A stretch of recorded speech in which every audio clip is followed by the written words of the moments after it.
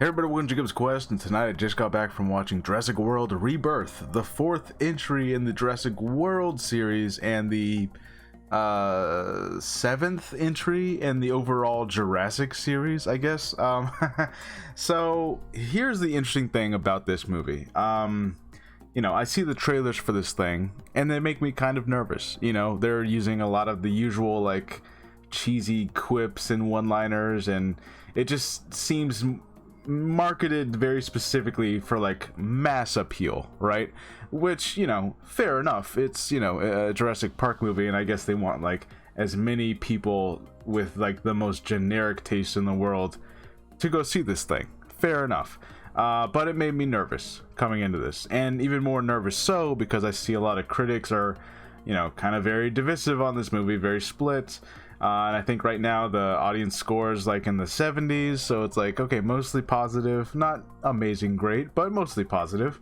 And I gotta say, that's kind of where I'm at. I on the whole, I had a really fun time with this one. Okay, it was a really fun time, and I think it is genuinely better than all the other Jurassic World movies. So basically I'm just going to refer to those as the Chris Pratt trilogy of Jurassic World movies, because even though they maintain the Jurassic World title, this does not feel at all like it is a continuation of those movies, or that it really cares about any of that at all. Like, the only real continuation factor is the fact that, dinosaurs were released upon the world, and we're kind of just caught up as to what exactly happened there. And when I heard what happened, I was a little disappointed, but then I kind of thought about it more, and I'm like, you know what, it's kind of bringing things back to a little bit of the status quo as far as where we ended up in the original trilogy, number 2 and number 3, and this one very much feels in line with those movies. And I'm trying not to spoil anything, but yeah, I would say if you enjoy Lost World and Jurassic Park 3, or JP3, or however you remember it being marketed, then you're gonna enjoy this movie. In fact, I would say probably rather than watch JP3 or even Lost World, I'd probably put this one on instead of those. So it's like right in line with those. Like, I feel like in most people's ranking, it's gonna be somewhere over there, So having said all that, I would say as far as like a rebirth of the franchise, I don't know about anyone else, but my theater was packed. And not just like with people my age in their early 30s or whatever, but like it was packed with families, small children wanted to go see a dinosaur movie. So this being the first of the big 3 summer movies, because after this we have Superman and then we have Fantastic Four, right? So this being the first of those 3, I think I can confidently say they're gonna make some money. They're not gonna be like left behind. They might in the long run be overshadowed by those next 2 that are coming out, but I think they're gonna do okay. The interest for dinosaurs and dinosaur movies is still pretty strong, and for whatever reason, it's not as if Jurassic Park owns the copyright of dinosaurs as a concept, but for some reason Hollywood seems to act as if they do, so they're pretty safe. And I am glad to report that this one's pretty decent. It's good, it's fine, it's okay, it's good. It's better than, basically it's better than the last 3 movies that came out, so I'm like, that's a net positive, right? So I do want to get into some spoilers, but I will say, look, there's no IMAX screenings for this thing because I think F1 is still taking up those screens, and then Superman is taking up those screens next week, so this one just didn't really have a chance for that. I'm hoping they didn't rely too much on that, so you're not going to be able to watch this in IMAX is what I'm saying. But yeah, I would say, especially if you have small children who want to see dinosaurs, I think they'll have a fun time here. Like, everyone seemed to really enjoy themselves on the way out of the theater, so yeah, I would say this is worth watching in theaters. Yeah. All right, I'm going to transition into some spoilers, just kind of vaguely talk about certain things, but overall, yeah, it's a recommendation. Here we go. Spoiler time. Spoilers. Okay. So the first thing I was a little confused as to when this experimental island was meant to have taken place, as in like when did this happen. So what we learn is that this was an island that was made with the Engine Corporation prior to the events of Jurassic World, the first one, the first Chris Pratt movie, right? It is when they were attempting to create the Indominus Rex, and they're experimenting with all these hybrid dinosaurs. And basically, any hybrids that came out looking a little too nasty looking, or a little too weird, or whatever, just maybe unsustainable, and they couldn't survive for very long, they basically just left them here on this island, okay?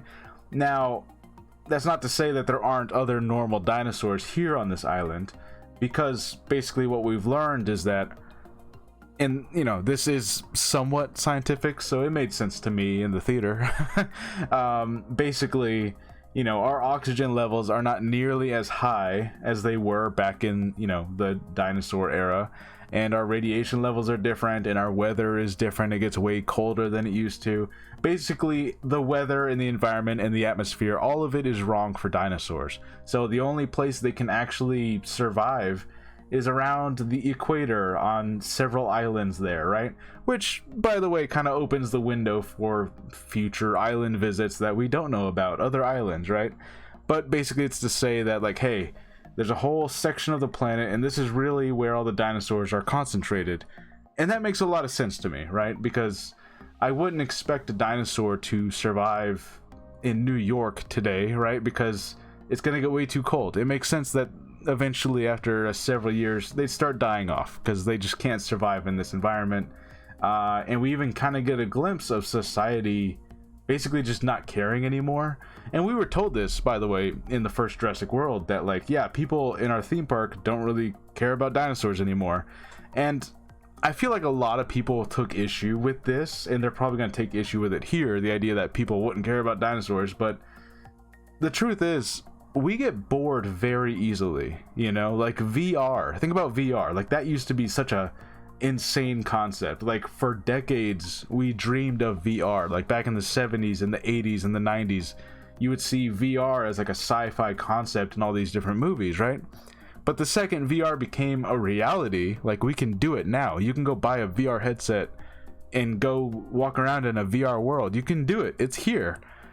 And it kind of just didn't take off. Like, no one really cares, you know? So, like, when you think about all these concepts of the stuff that we think would be so cool potentially, the truth is, some people are going to pick it up, other people are going to stop caring because, like, yeah, seen it, right? And it totally makes sense to me that, like, if you introduce dinosaurs, you're basically just introducing, oh, look, it's a new version of a zoo with animals you've never seen before because they're not supposed to be here anymore, right? And in this world, you know, just like Jurassic World, those other movies they showed you, the Chris Pratt ones, people went for a long time, but, you know, how many times do you visit, right? Like, you go to Disney World, if they have the same rides, okay, I've been there 3 times maybe. Okay, like, unless you're gonna give me something new, I don't. What do you want? You know. So, like, yeah, in this world, people not really caring about dinosaurs. Like, we see a brontosaurus or whatever in the middle of this city, and it's like, oh, it escaped from its enclosure, and they have like a bunch of workers just kind of blocking it off, and they're just kind of treating it the way you would treat a bear that got on the loose, right? Like, oh, a bear got on the loose, crazy. And you might see it like on your little news feed, right? But that's it, right? Like, you're gonna have animal control take care of it, and it's not that big of a deal, right? It's just gonna delay traffic like it does in this movie, and like, it's just an inconvenience, you know? So the fact that there's a dinosaur in the middle of a city, it's just not as crazy as it was, like it was in The Lost World at the end of that one, when there's a T-Rex going around the city. It's a big deal because it was the first time it happened. But think about that, right? That happened in the 90s. Skip forward 30 years, it's like, yeah, okay, dinosaur in the city, what of it? You know what I mean? Like, they're treated like mascots, or just like little, like a college might have a dinosaur as their mascot, might have a little pet dinosaur somewhere in a cage, right? Like, that's what dinosaurs are in this world. So the wild ones being in the equator makes a lot of sense to me, both from like that scientific standpoint, but also from like, hey, dinosaurs need to be special again, because the idea of letting them loose upon the world is cool, but those other movies never capitalized on that. They never did. You know, I think there was like one YouTube short or something, some short movie that they released that was a cool idea, but you know, honestly, Jurassic World Dominion should have capitalized on the fact that there's dinosaurs all over the world, and they didn't really do that, and it was really disappointing. Instead, they wanted to, you know, do locusts or something. So this one basically just brought it back to the way it was. Dinosaurs are on islands. They're on tropical islands. No one is supposed to be going there. All the countries agreed that this is illegal. Don't do this. And of course, every once in a while, you're going to find a stupid person who gets way too close, or somehow didn't realize that this was this, or they're trying to get something from the island like these folks are, right? And then you have a movie, and that's basically what we got here. And honestly, I think this is the right call. Just bring it back, make dinosaurs special again, because hey, they're isolated, there's less of them, they're on these islands, but they are still loose. Like, they're not attached to a park anymore, right? So we've basically just circled all the way around to where we were in the Lost World. Like, it's the exact same situation. Kind of interesting. And I will say another thing. I am glad that the plot for this movie is very simplified. You know, like, they didn't overcomplicate it. It really is. It feels like, you know, little check boxes in a video game, right? Go here, get this one. Go here, get that one. Okay, good job. Now meet at the rendezvous point and you'll get picked up. Level over, right? Like, that's basically what the plot of this movie is.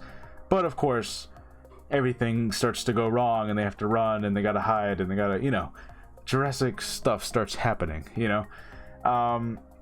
So I enjoy the fact that the plot was very simple, and yes, the characters are, you know, kind of forgettable, and they're not really special in any way. They try to give them a handful of moments, and there's some, you know, there's some connection between characters, but overall, they're basically just there to be action moment stand-ins, right? Like, of course, from the moment you meet half these people, you're like, okay, there's at least 7 of you that are just dinosaur fodder, right? Like, we know you people are dead because you're not you're not big name celebrities. I don't remember your character name. You know, the music is going to get dramatic when you die, and the main characters are going to act sad about it, but you're really just here to die. Like, we know that. So it doesn't surprise you in any way. They don't try to make any kind of like you know, subversions or anything like that. Like, it plays out kind of exactly the way you think it would. So I don't know, maybe that'll disappoint some people, but honestly, I would rather have this than have Jurassic World Dominion or Jurassic World, what's the one where they're in the mansion? Oh my god, I can't even remember the name of it. Not Dark Fate, that was the Terminator franchise. Anyways, you know, the second one of Jurassic World, this Chris Pratt movie number 2, that one, Fallen Kingdom, that's what it was. Anyways, I'd rather have this than those, right? Like, even though this is predictable and the characters are very cardboard cutout, at least the movie doesn't feel too stupid. There are still some dumb moments, right? Because, like I said, we're kind of in Lost World / Jurassic Park 3 territory here. So there's still some dumb decision making and some stupid plot conveniences. But let's face it, the last 2 Jurassic World movies before this were entering Michael Bay Transformers territory of stupid, right? Like, it felt genuinely like we're just going for spectacle, and that's it. Like, we've poured a bunch of money in this, so everything needs to be shiny and bright and new, and Chris Pratt needs to be an action hero, and like, that's what those movies were, right? So like, this one, at least it feels more like we're going back to, hey, things are not going to be bright and shiny. Everything's going to be dirty and grimy, and there's going to be mud and nasty looking water everywhere, and it's all like, you know, like, we're going back to a Lost World style nasty tropical island where you gotta try to survive, and it feels, you know, like these people are trying to survive this situation. It doesn't feel like they're action heroes, really. So yeah, I appreciate that as well, that we're kind of going back to the way things were. Oh man, I think overall. Sorry, I had one more point. So this movie is largely marketed around the mutated creatures, right? Like you see it on the poster, you see it in the trailers, you see it like everywhere. Like they made a toy of it. The big mutated, weird looking, not T-Rex because it's got two little tiny arms and it's got like a big bulbous head and it's weird looking, right? The mutants, right? And I've seen a lot of chatter online about how, oh, this movie is basically just a monster movie and it's not really even dinosaurs anymore because now they're mutant hybrid freaks, right? And here's the thing, the first two, or even all three maybe, Jurassic World movies did do that, the Chris Pratt movies. And this one, like, of course, they have the big one that they're marketing this whole thing around. However, that big one, he does not actually play any part in the story until the last 10 minutes. They do not come across the big bulbous head monster until the very end of the movie. So for large portions of the movie, 90% of it, it is still very much a dinosaur movie. Like, not the hybrid weird freaks. It's like, no, these are just dinosaurs. These are, you know, some of these dinosaurs we've never seen in any of the other movies. So the whole, I guess, criticism of like oh, they're just making monsters now, it's just a monster movie. It's like, well, not until like the very end though, you know? Like, it doesn't feel like you can say like this is just monsters movie now because he's only in the last 10 minutes of the movie. I don't know, it doesn't feel fair, you know? They're definitely not doing the Indominus Rex where he was all over that first Jurassic World movie. Like, the Indominus Rex was basically the main character of that movie. So I don't know, it doesn't feel quite fair to like say that's what this is, even though, yeah, they did market it that way. He's on the big poster, but like I said, he's not really in that much of a movie. He probably shouldn't even be on the poster, to be honest with you. He's just kind of there to be the scary, you know, Act 3 villain, right? Like, that's really all he is. But the other dinosaurs are still very much a threat. And yeah, of course there is like the awesome river raft thing that everyone's talking about. There's a river raft scene that is really well done. I actually enjoy that a lot. In fact, I actually enjoy the I forget the name of the dinosaur, but the flying one, and they have to go like try to get stuff from its eggs, and then it shows up and they're all on a cliffside. That's also a really awesome sequence. There are several great sequences here, you know. I think anyone, even if you would say that Lost World and JP3 are better than this one, I think you still have to say like, yeah, this one still has a lot of great sequences to it though, and it feels at home with those movies. So yeah, I guess that's really all I got to say, is that, like, you know, look, this is not